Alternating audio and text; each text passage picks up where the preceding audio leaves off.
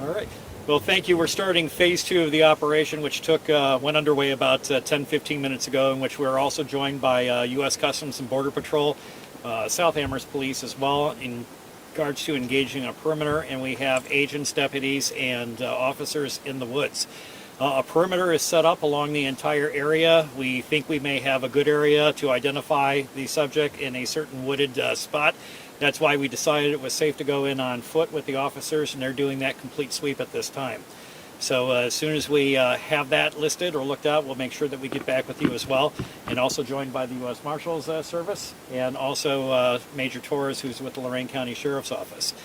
So therefore, as soon as we have more information, but to give you guys kind of a historical outline of what happened, is just before 8 o'clock today, the U.S. Marshals had a great tip on the location of our subject. This was near a gas station at Russia and Oberlin-Elyria Road in Elyria. And so several law enforcement officers from the Marshals Task Force and Elyria Police Department attempted to take the subject into custody this morning.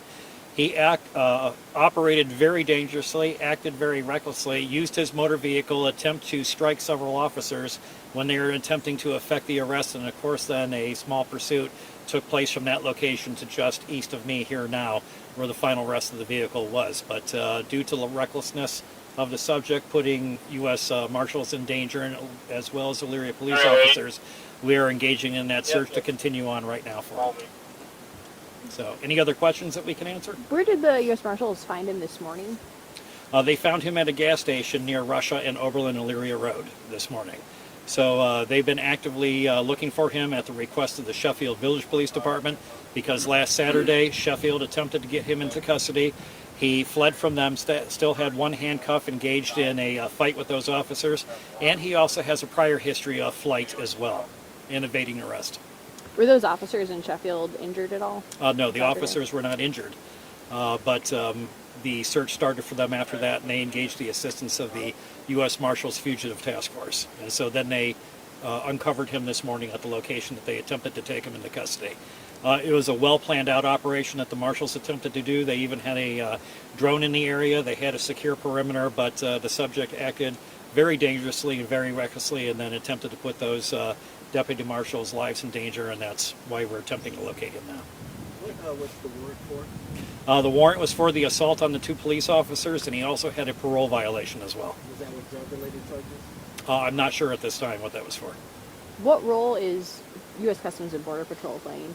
Right now, we're just making sure that we get enough boots on the ground to cover the area that we have to in the woods.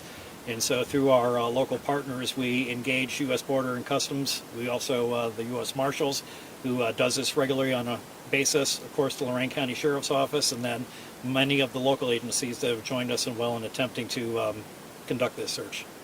Roughly how big is the area that you guys have created?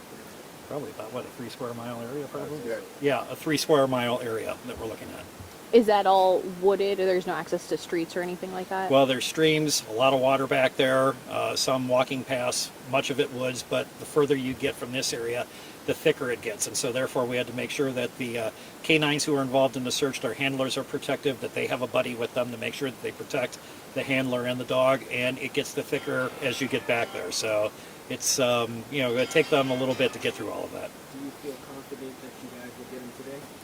We hope that we would. There's other things that could have happened while we were setting up the perimeter and while waiting for other officers and deputies to come on scene.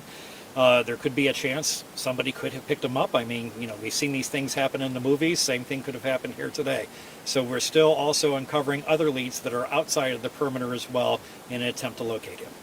That area you're focusing on right now, what drew you to that spot? Is it you just cleared other areas, or is there heat signatures there? We picked up some heat signatures near the area and some canine tracks that were taking us back into that area.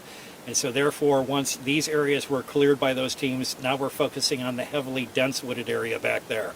So everything else has pretty well been cleared up until that point.